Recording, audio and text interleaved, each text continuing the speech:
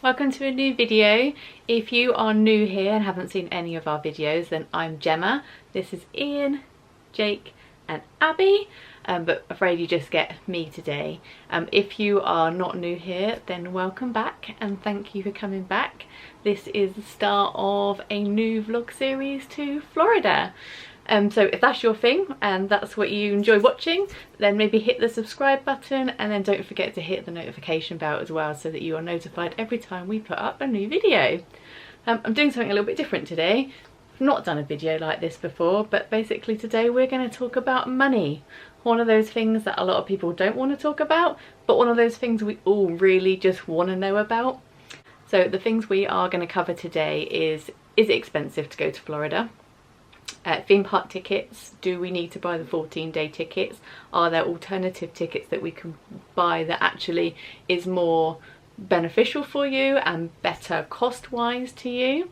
I'm also going to go over all of our Florida plans, including what we booked, where we booked, when we booked, and how much it cost. So I'm going to go over all the costs of our upcoming trip so that you can get an idea of how much it potentially could cost you, and then we're going to go and talk about spending money and what we are planning on taking with us. So yeah, so right, yeah, let's do this. So is it expensive to go to Florida? Yes, it is expensive. It's an expensive holiday, especially if you're wanting to do the theme parks, and if anyone tells you it's not, they are either rich, in denial, or they're not paying for it themselves. We don't fall under any of those categories. We're certainly not rich. We're not in denial. I'm very aware how much this is costing. And we definitely don't have bank of mum and dad paying for us to go on our trips. I feel like we're at the age now that I would want to be taking my parents away, not the other way round. Not that I'd ever get my mum and dad to actually leave the UK, but that's another matter. But the good news is how expensive it is up to you. Now, if you want to travel in business class and you want to stay in a deluxe on-site hotel in Disney and you want all the tickets, you want the Disney tickets, the Universal tickets, the SeaWorld tickets, yeah, it's going to cost you a fortune. And unless you fall into one of those categories, it's quite likely you won't be going very often, because it'll either be a once-in-a-lifetime trip, or you know, you're going to have to save and save to get that kind of money to go and do all of that. So on that note, I'm going to go through other options that you can do with and still have an amazing holiday in Florida. So ticket options. Now, I would say in general, most people who are going to Florida will fall under that: I want to go to Disney, I want to go to Universal, I want to go to SeaWorld, I want to see them all. And obviously with these offers of 14-day tickets everywhere, which, you know, as advertised, especially on attraction tickets at the moment, they seem to have changed their wording when they sell tickets. So instead of saying the price is this per person for 14 days, they've now broken it down to only £11 per person per day for the SeaWorld, for instance. That's the ones I was looking at earlier, which obviously sounds really, really good then. That's a bargain. But in reality, you're not going to go to SeaWorld for 14 days. So it then doesn't become £11 per person per day. It becomes a lot more expensive. Now, you don't have to buy all of those tickets. I know you might want to, because you know you want to go to SeaWorld, you want to go and go to Busch Gardens, or you want to go to Universal. But I think something you really need to do is actually plan out, before you get any of your tickets, what it is exactly that you want to do and what it is that you've realistically got time to do. If you are going to go for 2 weeks, you know, your standard 2-week trip to Florida, and you've got, say, 14 days to fit in everything, think about what's your priority. If your priority is Disney, which majority of people it is, work out, right, there's 4 theme parks, there's 2 water parks, well, 1 at the moment, but 2 water parks in general. Hopefully next year they'll be back to 2. So that's already 6 days. And if you're intending to go to the Magic Kingdom more than once, or you're intending to go to Animal Kingdom more than once, then you could be eating into sort of 8 days worth of Disney that you're looking to do. So that's only leaving you, say, 6 days to do Universal and SeaWorld, not forgetting all the other things that people like to do when they go to Florida. Maybe you want to go to the beach, maybe you want to go to NASA and see Kennedy Space Center, maybe you want to go outlet shopping, maybe you want a pool day, a rest day, those kind of things.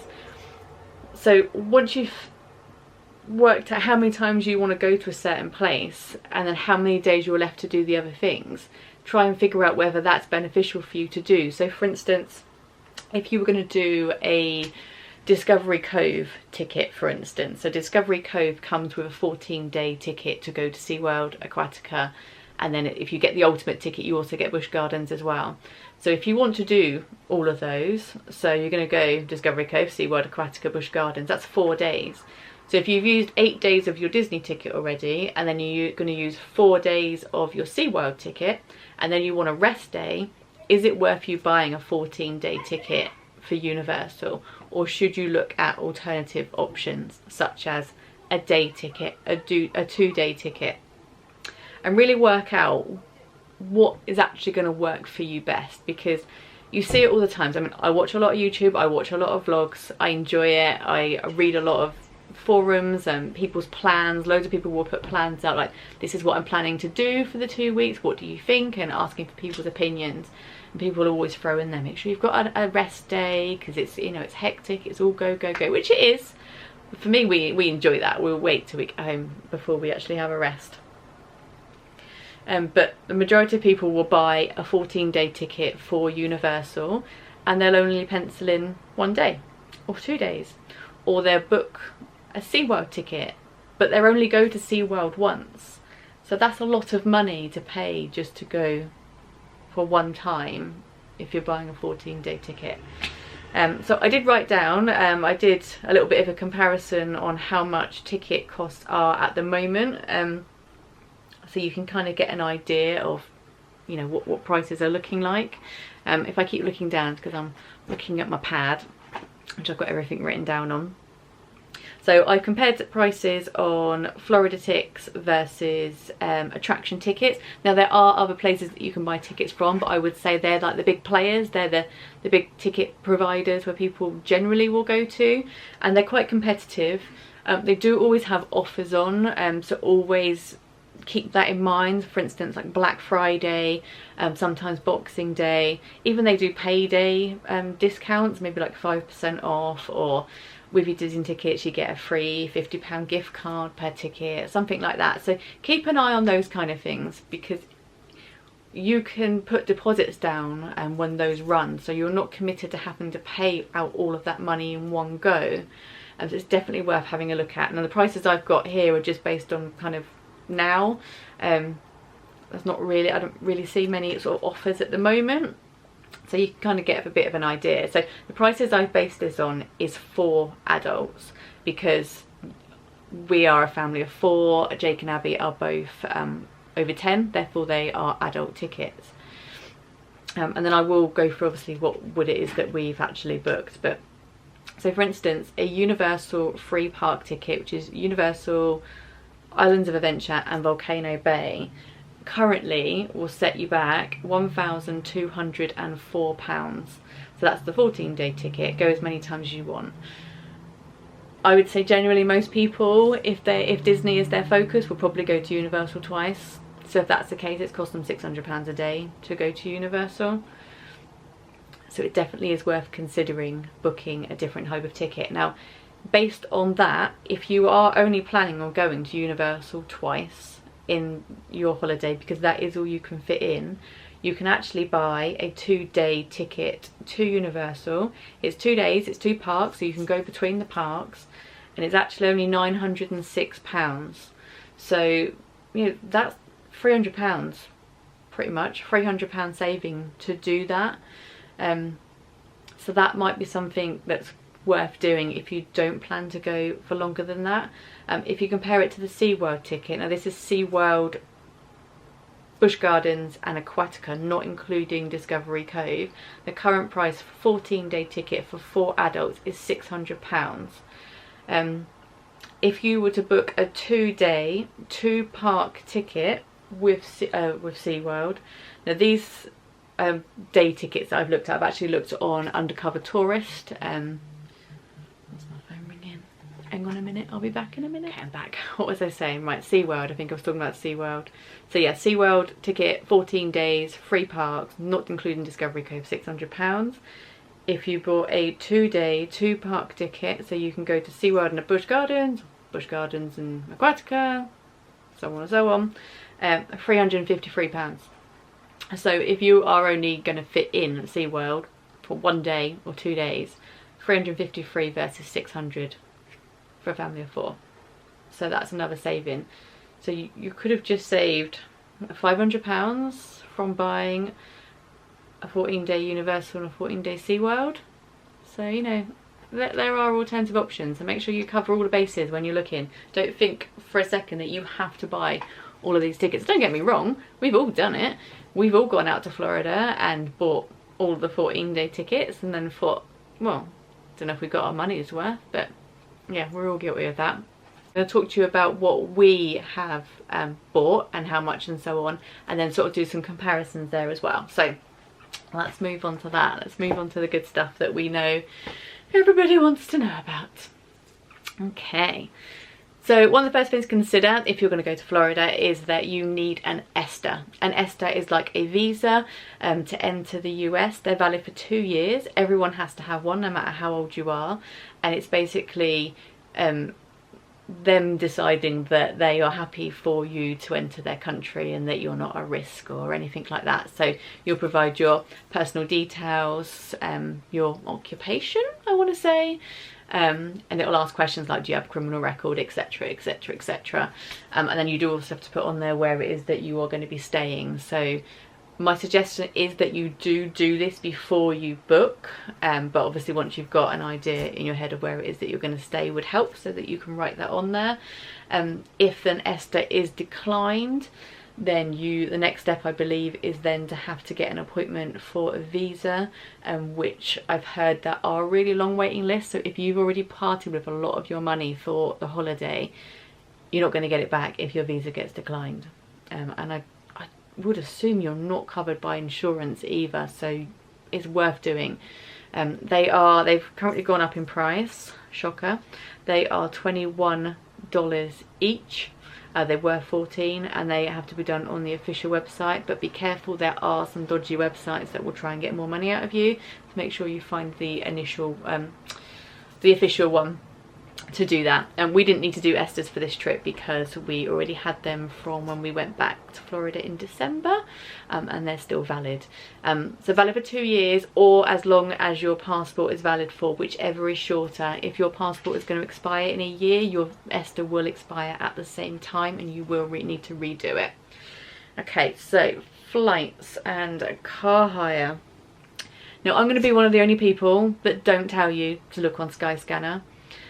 I work in this industry, and as a whole we won't touch Skyscanner. They will give you false information, false flights that don't exist. They may tie 2 flights together with 2 different airlines that you can't actually ticket together because they don't have that ability to issue a ticket on the same paper as such. I know a lot of people do use it, and we will have a lot of clients that will come to us and say, oh, we've got this fare from Skyscanner, we want to book it. If we can't match whatever that price is, then we won't book it for them. We will tell them that if you want that, you will have to book it yourself. Generally, a lot of it are through some companies that you maybe have never heard of, and I'm not saying that it's bad.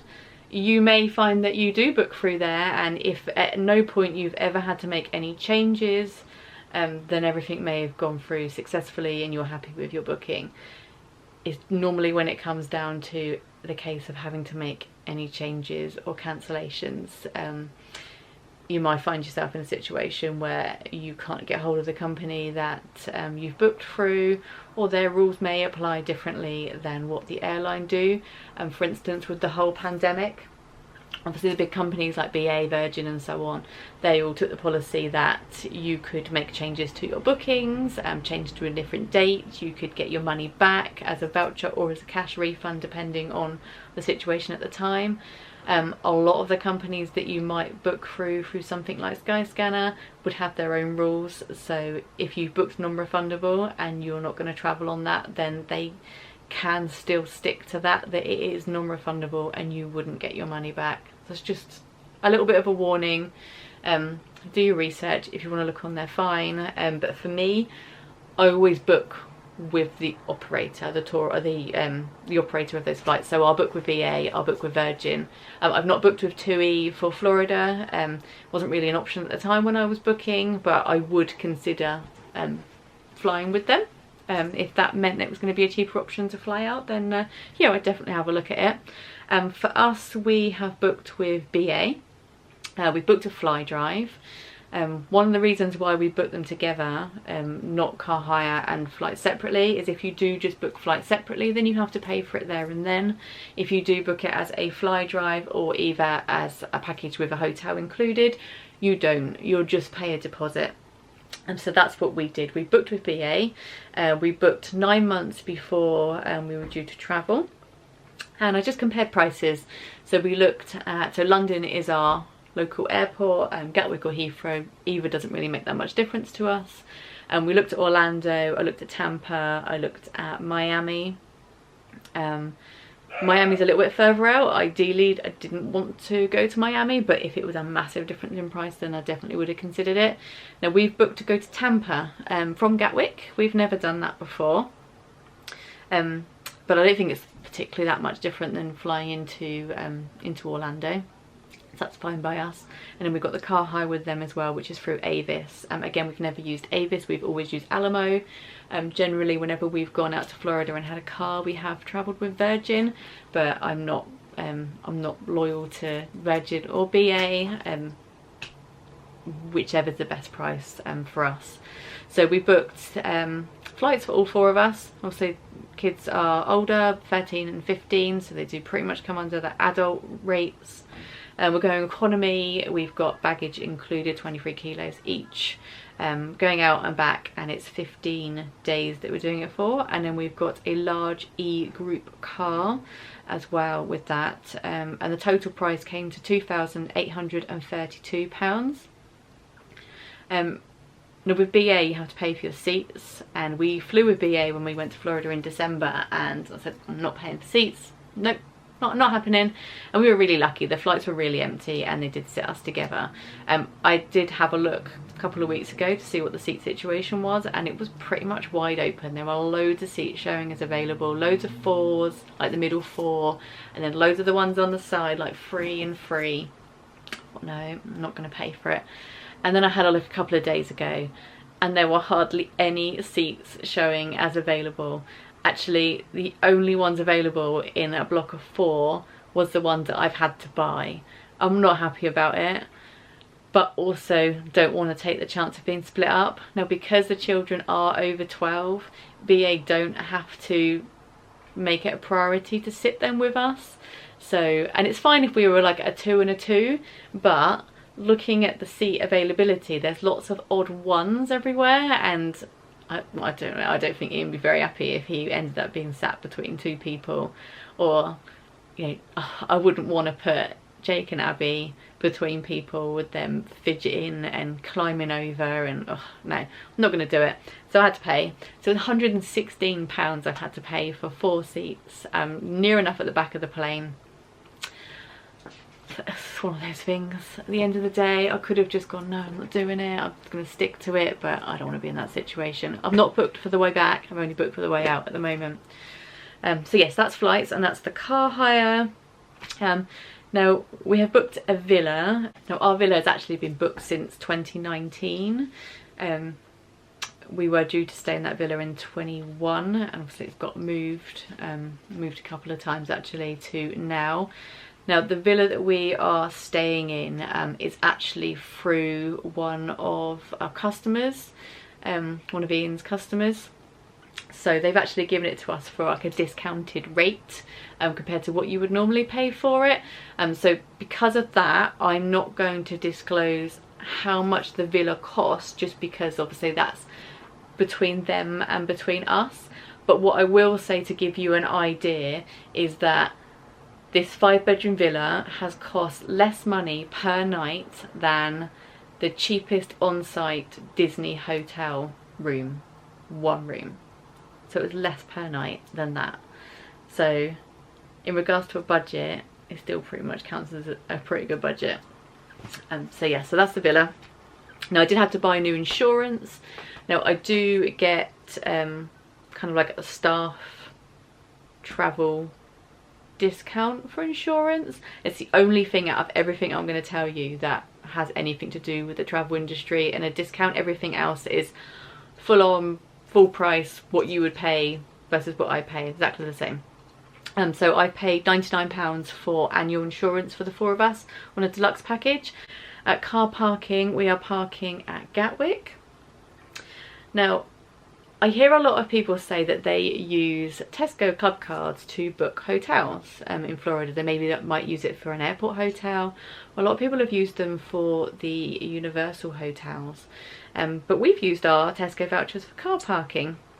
Now, if you have Tesco vouchers, you can park at a PH car park at Gatwick. It may be at other airports as well, I'm not sure. I have to double check. But for us, it's Gatwick. Now, looking at the time, when I priced up car parking, it was £202.96 for car parking. I use Tesco vouchers. I used £65 worth of Tesco vouchers, which gave me £195 of car parking vouchers. My car parking has cost £7.96. I didn't even know I had loads of Tesco vouchers. I'd kind of forgot about them. In general, I use my Tesco vouchers to book Eurotunnel when we go to Paris. So I didn't even kind of realise. I just thought about it, I had a look on, I thought, oh, I've got quite a few vouchers. So yeah, £7.96 for car parking. Tickets, right. So we are going for 15 nights, 16 days. And we really ummed and ahed about tickets, and very aware of how expensive tickets are. So we really had to think about what it is that we actually want to do when we go out. As I said before, write a little bit of an itinerary so you've got an idea of what you want to do. Disney tickets, for a 14-day Disney ticket, the current cost was £1,916. And I really struggled to justify paying almost £2,000 for Disney, so we decided we weren't going to. I really wanted to go to Mickey's Not So Scary Halloween Party. I haven't done it since 2019. I love it, it's great, you get all the candy, there's less people, the parades are great, the fireworks are great, and I'm happy to accept that that's what we will do for Magic Kingdom. So instead of buying a 14-day ticket, we bought the Mickey's Not So Scary Halloween Party ticket, and we bought a 1-day ticket to go to Disney. I'm not going to say what part we're going to go to, you can wait for the vlogs to see which one we go to. So we figured that would be a good idea. Do you know what, I've not actually calculated how much it is in total, so I'm just going to tell you what they are each. So our Mickey's Not So Scary Halloween ticket was £356 in total for 4 of us. You can get into the park from 4 PM and it finishes at 12 PM. So that's 3 hours. 3 hours of just normal Magic Kingdom kind of thing before the party starts at 7 o'clock. So that's enough time for us to go in, enjoy some of the stuff, maybe some of the food, and then just have a really good night at the party. We're really happy with that. Absolutely love Magic Kingdom. The kids do love Magic Kingdom, but at the same time, a lot of the rides, they're older now, they like roller coasters, they like big rides. So Magic Kingdom isn't one of their main priority parks anymore. But we're going to do that, and then we've booked a 1-day ticket to Disney. It's a 1-day, 1-park ticket. You can't park hop on the ticket, and you do have to pre-book your day. Obviously with Disney now you have to book your park reservation, so we've done that. Prices do vary depending on what date you're going. We are going on a Tuesday in August, and the price was £393. Again, that was for all 4 of us, just for the day. This is the park that we've really missed and we really want to go back to, and yeah, we're really happy with that, so we're doing that. So other than that and a few other little Disney bits, Disney park wise, that's all we're actually doing. Now this is our 5th trip to Florida, so this probably wouldn't work for you if this is your first trip, because you're going to think, well, I want to go to Disney more than once. So it might not work for you, but if you've been more, you know, lots of times, you know what you enjoy the most and what you don't mind missing and can do next time. So we're doing that. We decided we want to do Discovery Cove. Abby really wants to go back and do that, and Jake is absolutely desperate to do Busch Gardens. We've never done Busch Gardens before, so that is the 14-day ticket we did buy. So it includes 1 day at Discovery Cove, and then it's a 14-day ticket to go to SeaWorld, Aquatica and Busch Gardens. Now I think I paid quite a lot of money for this ticket, because I know of people that have bought these tickets around sort of like the Black Friday sales, and I think they paid quite a lot less than me, so I'm annoyed really that I took this long to make the decision.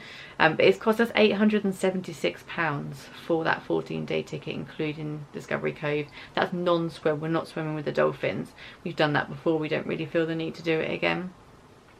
But that's going to be great, because we love SeaWorld because it has Mako, which we love, and yeah, like I said, Jake's well excited to go to Busch Gardens. So Universal, if you've watched our latest vlogs to Florida, we went to Universal in December. So we decided that we really want to do Halloween Horror Nights, and it's actually on when we're there. That has never happened before. It always starts like the day before, after, or the next day after we leave, but this time it's actually on when we're there, and we really wanted to do that. And the kids really do want to go to Universal as well, so I do feel really bad, but we decided we're just going to do Halloween Horror Nights. £244 we've paid for 4 tickets for Halloween Horror Nights. You can get in from 6, I believe, and I think it runs right through till 1, maybe 2. I've not really found any proper information that actually confirms that. And then the other thing we're doing is an adventure park, like an inflatable course on the water. I'm not doing it. Jake and Abby are doing it. But that's something Abby's really wanted to do for ages. We were going to do it for her birthday here, but we ended up not, in the end we ended up going shopping instead. But I booked that, and that has cost £72. So that's for 3 people to do it. I'm just going to watch. If you don't know, I can't swim. So the thought of doing an assault course in the water, where the water is really deep, is not my idea of a good time. So I won't be doing that. So all those tickets that we have purchased, I know it doesn't sound like a lot, but we've got so many plans for other stuff that we're going to be doing. Stuff we've never done before, stuff that we have done before, that actually our itinerary is pretty chock-a-blocked. And we get to go to some of the places more than once as well. I mean, we've got Aquatica penciled in for 2 days, SeaWorld is penciled in for 2 days as well. Yeah, there's enough. We're good. So those tickets, in total, for all of those tickets that I've mentioned, including the adventure park, come to £1,941.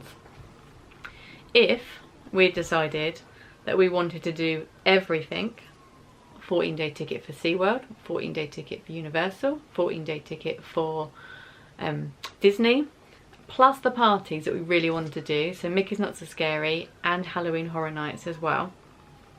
Total price for all of that would have been £4,572. So it just goes to show how much money you could spend versus how much money we've spent. We do have some other activities in mind, some stuff that you can't pre-book and some stuff that we just haven't pre-booked because we don't know if we're going to have time to do it. So I have put away like about $200 separately so that we can do those. So that doesn't come out of the spending money. If we decide to do them, it's just something that we've just not pre-booked in advance. And then a lot of the other stuff we're doing don't necessarily cost that much. Obviously you'll get to see everything that we do. If you come back and you do watch the vlogs, you'll get to go and see some things that you don't necessarily always see in people's Florida vlogs as well. So, you know, some other ideas for you. Now, I've written down hidden costs. Some of this stuff applies to us and some of it doesn't. So one of the things that, when you're planning a trip to Florida, your main things are, right, I've got to book flights, car hire, a hotel, tickets, and spending money. And then you don't necessarily think of all of the other stuff as well, but it does come into play and it can actually mount up by quite a bit. So for instance, getting to the airport. Now maybe you're going to get a taxi. If you are, then obviously don't have to think about the car parking. Maybe a taxi is too far for you. It all depends obviously on where you live. But if you are going to drive to the airport, then fuel is something to take into consideration. How much money it's going to cost you in fuel. And we all know the prices are like through the roof at the moment, so it's going to cost you more money than probably what you ever planned it was going to cost you. So you need to take that into consideration. And then, you know, a keen favourite is an airport hotel. We're not staying in an airport hotel this year. We've decided we're just going to drive up on the day. Our flight is not until 12:30, so we've got a little bit more time to get there rather than one of the early flights. But airport hotels could set you anything from £50 to £150 a room.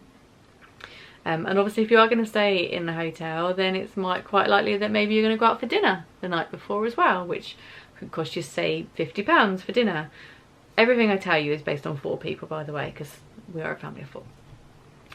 Transfer to the hotel, to the airport from the hotel. If you're staying in one of the hotels that has the buses that's going to take you there, sometimes they do charge, usually about £20 for 4 people. I think there's maybe £5 each return, something like that. So obviously that's something to factor in as well. And then factor in obviously what you're going to spend at the airport too. If you are going early, it's quite likely you're going to want breakfast. I could set you back 40 quid for breakfast. Snacks, if people are going to buy snacks at the airport, then that's going to cost you a lot of money as well in comparison to taking it with you. And then one of the things to factor in is if you have pets. Now, you might have someone that's going to look after your pets for you. We have a cat, a dog and a rabbit. Our rabbit is going to my mother-in-law's, so technically that's not going to cost us anything apart from a gift maybe. But we have a cat and a dog, and the cat Phoebe, she's going to the cattery because it's too long to leave her here on her own. Even if we had someone coming in and out to feed her, it's just too long. And then our dog Joey is going to the dog sitter where he goes every time. He absolutely loves it there. He loves her so much. But just for the pets, just for those 2, it's going to cost us £628 to have someone look after them when we're away. So if you actually factor in all of those little hidden costs that I've just mentioned, you could be looking at £1,000 on top of everything else. So yeah, think about those extra things. There's probably loads of extra things as well, extra other things that I've not even thought about when I've written all this down. So yeah, so that's how much our holiday has cost. Okay, next up is spending money. Now this is what is going to either cost you a fortune or you're going to be like us and you're going to do on a budget. People ask me all the time, how do you afford to go on all these trips as often as you do? One of the things I normally say is cut your spending money down. We don't spend that much money when we go on holiday, and because of that it means that we then have more money left to book more trips, and that's what we do. So spending money is one of those things that is always probably one of the most asked questions on Facebook groups, Florida forums. How much money do I need to take for a family of 4 to Florida for 2 weeks? And you're going to get such a variety of answers, but the answers that come back sometimes would make you think, oh my god, I cannot afford to go to Florida. And I just want to say you can. Take whatever you can afford. I read someone put something up a little while ago and they said that there were 6 of them travelling and they were taking £2,500 each. That's £15,000 spending money. what on earth are you buying if if you spend that amount of money? I'd love to know what you spent it on, because that is crazy amount of money, crazy. But if you can afford it and you want to do it, then, you know, by all means go for it. It's up to you at the end of the day. But then also a very common one I see is £100 per person per day. £100 per person per day is £400 per day for us. And I'm not even willing to spend that amount of money. We always do good. We share food when we're out there. Yeah, one, because we're on a budget, so we share the food. But two, you've been to Florida before, you know how big those portion sizes are. And to buy 4 meals for 2 adults and 2 teenagers, the amount of food that is wasted is unreal. And we're not really like doggy bag people, you know, take it back home. So yeah, we share food, and we'll get enough food for the 4 of us, and we're still hungry afterwards. Then we will go and get like a snack, or, you know, a cookie or a donut, or, you know, that kind of thing. So we do good. We're happy with what we spend. So I basically set ourselves a limit. I wanted to take $2,800 with us spending money. So that actually works out per day at $175 per day, and that is to cover everything: food, drink, snacks, fuel, parking, merchandise, like food shopping like in Walmart. That's about everything. Can't think of anything else. That's to cover all of that. It actually works out at $43.75 per day, which is not a lot of money. If you watch our last vlogs, that is roughly the amount of money that we had then. And obviously prices have gone up in Florida, as they have everywhere in the whole world. We all know everything is so much more expensive now. But we've done it before on the last 2 trips when prices had already gone up, so I don't see that it would be a problem. Plus, you're always going to have days where you don't even spend that amount of money. For instance, the Discovery Cove day. It's free to park, your breakfast is included, your lunch is included, all your snacks are included, your drinks are included. And that night we're having a barbecue. So the only money we need to spend on that day is whatever we buy in Walmart for this barbecue. And that is it. So let's just say we spend $75 in Walmart that day. We then have $100 left from that day. So then we can move that $100 from that day to the next day. So then the next day we've got $275 for the day. So if you look at it that way, the least money you spend on each day, the more money builds up. So when we do have a day where we go to the outlets, for instance, we'll have a bit more money to spend. So it might be like we spend $400 on that day, but that doesn't mean we've gone over our budget, because our set budget was $2,800 initially, and if we don't go over that, then we are winning. We're doing well. The kids have $100 each for spending money, which is separate. That's their own money. They put £40 each into that, and then we've just doubled it so that they have a little bit in case they want to get some bits. Abby will probably want everything, and Jake probably won't be that bothered about particularly getting that much. He might want something from Busch Gardens, maybe with like iron gauzy on or something, maybe. But that's our spending money. That's all we're gonna take. Talking of spending money, we use the Revolut card. Now, we used to be the type of people who would pretty much take all cash with us, and then like a little bit on a card, but obviously sort of times have changed and majority of things are card now. So we do try to take about $100 cash, just we've got a little bit of cash and then the rest is on the card. Now, we've had this card now for a little while. I can't remember when I got it. I think I might have got it before the Florida December trip, and it's worked really well. You can put it on your phone, like on Apple Pay. I'm sure it works with Android as well in its own way. So that's great. You can use the card. It tells you all your transactions, so you can work it out. You can use it on Uber. We've never had a problem with it in any place we've been to. It's worked in every single place. And then we do take I've got a credit card that I'm also taking as well. Now, you need a credit card for the car hire. Credit card has to match the lead person's name, so you have to take that as a security deposit. I don't think there's a way around it.